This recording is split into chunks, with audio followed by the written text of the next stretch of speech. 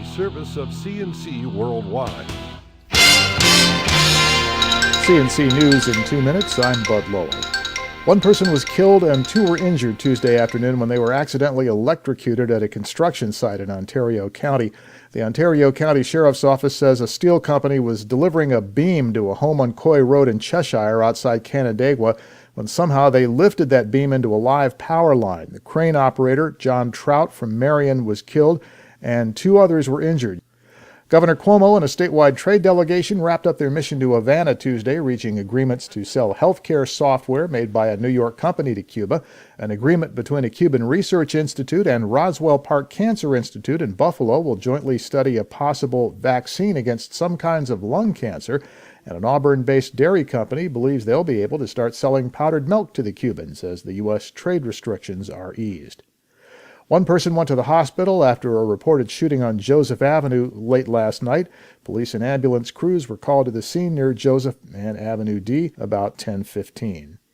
Rochester police say a 33-year-old city man is at Rochester General Hospital after being shot while standing outside 111 Harris Street Tuesday evening.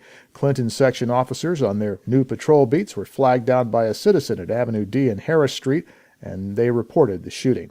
The man accused of raping a teenaged girl in downtown Rochester last summer has been found guilty by a Monroe County grand jury. Michael Carruthers was found guilty on first- and second-degree rape charges.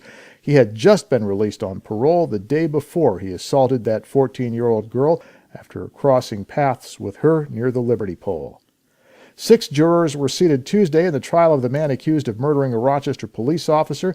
Thomas Johnson III is charged with second-degree murder in the shooting death of Officer Darrell Pearson. An initial pool of 100 jurors was whittled down pretty quickly to 25 who were interviewed. The interviews continue Wednesday. There are 6 more jurors and 6 alternates still to be chosen.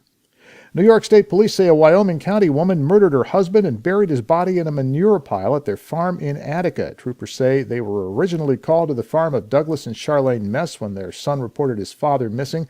A search turned up Douglas Mess's body buried in the mound of manure at the rear of the property. Federal prosecutors say a reality TV show star from the Bronx has pleaded guilty in Rochester to charges of conspiracy to distribute both heroin and cocaine. Mendices Harris will be sentenced on August 31st.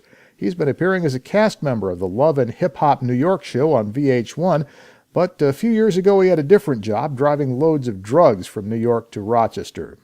I'm Bud Lowell, CNC News.